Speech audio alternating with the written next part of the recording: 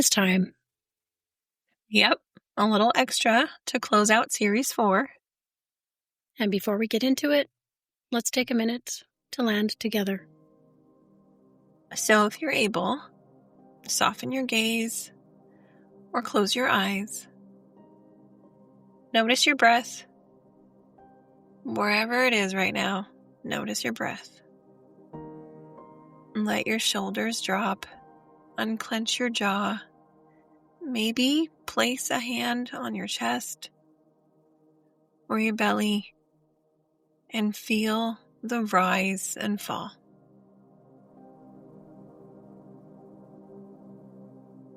Take one slow inhale and an even slower exhale. And as you do, remind yourself, I can pause before I speak, and that pause is power. Thank you. I think I needed that one too. That's fair. Okay, so now that we're here, let's talk about the thing that ties all of Series 4 together. Those hard conversations.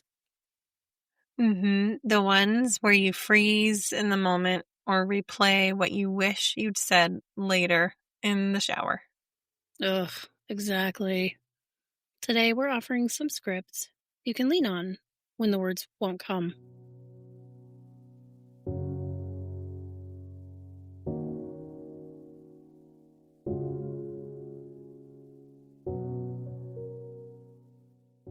Hard family conversations can feel impossible, right? Especially if you grew up dismissed, misunderstood, or blamed. So absolutely. Your nervous system expects danger there. So the words either don't come, or when they do, they come out sideways. Yikes. I may or may not have been guilty of that a time or two in my life. And it's not because we're bad at communication. It's literally because you just didn't have safe models. Which is why we thought, let's give people those starter lines. They're absolutely not perfect, but they're like training wheels, like a drill, enough to get you steady.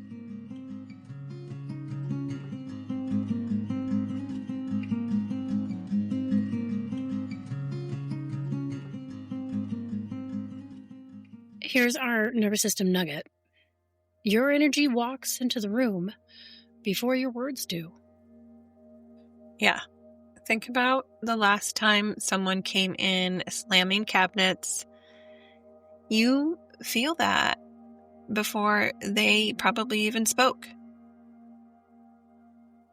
Yeah, and the opposite is true. When somebody walks in calm, grounded, your shoulders drop without you even realizing it. So even one breath before you speak or a hand on your chest can shift the whole conversation. Which is why scripts only work if you're regulated enough to use them. Right? If you're revved up, the words will come out sharp. But if you can pause first, they come out with more dignity for you and them.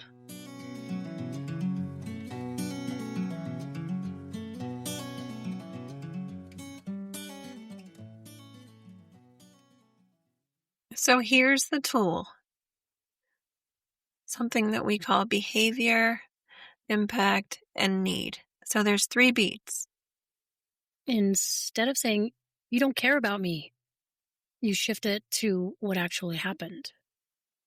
Like when my perspective gets brushed past, which is the behavior, I feel invisible, which is the impact.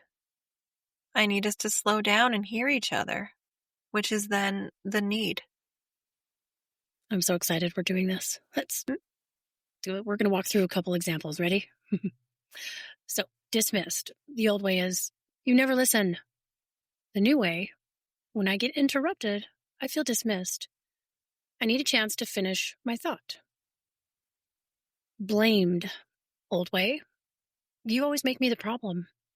Anyway, when blame gets pointed at me, I shut down. I need us to look at this together. Intrusive questions or criticism. I know you're curious, but I'm not open to talking about that right now. Or, I care about our relationship. And comments like that make it harder to stay close. I need respect here. I love those examples. And if you want to lighten it up, that's above my pay grade right now. I just saw that. I just love that so much. So for money or support, you could say something to the effect of, I'm not able to give in to the way you're asking. Here's what I can do. Or, I value our connection and money conversations are tough for me. I need some clarity before I can respond. Some repair after maybe snapping at someone. I wish I had handled that differently.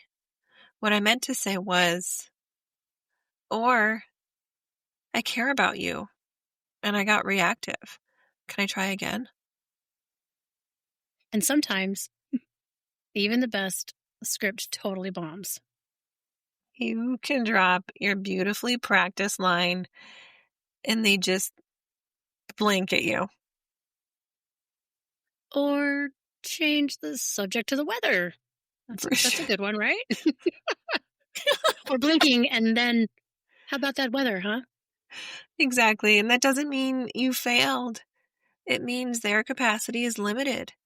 Sometimes silence or walking away is the most powerful script.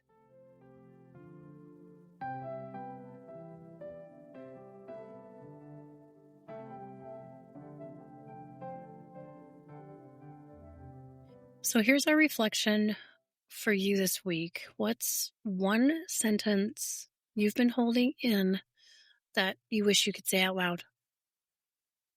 Or, what's the energy you want to bring into your next hard conversation? And we'd love to hear how this lands. Yeah, of course. If you try one of these, please let us know what worked, what didn't, what surprised you. And looking back on all of Series 4, which episode hit home for you? Was it realizing you were parentified but emotionally starved? Or noticing how much you masked your sensitivity? Or maybe it was the reparenting piece. Your reflections always help us, and they help other listeners feel less alone.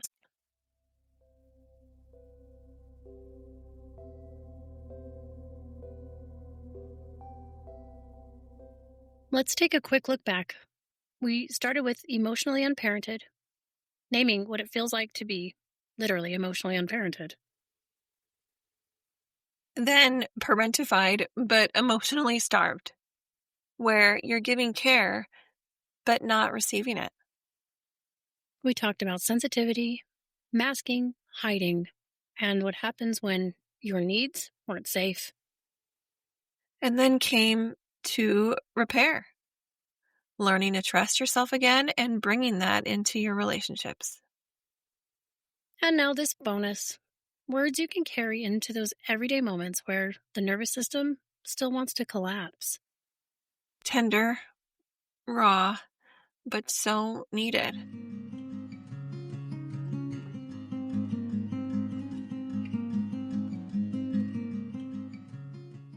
So, scripts now, steadiness later. We hope you feel a little more resourced heading into those conversations. This officially wraps up Series 4, Emotionally Unparented. Yay! And next, Series 5, we are opening up a conversation we don't hear enough about: men's emotional health.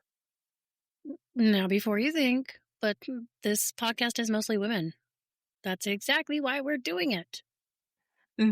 Because understanding men's emotional worlds change how we navigate as partners, parents, daughters, coworkers, and friends. And honestly, that's feminist work. Seeing how the system harms men too means we stop carrying all the weight ourselves. It's going to be different. It's going to be eye-opening and probably a little spicy. You know us. We're liking the spice, so I stick know. with us. It's good stuff. Series 5 is coming soon. And remember, healing isn't linear, and we're here for the ride.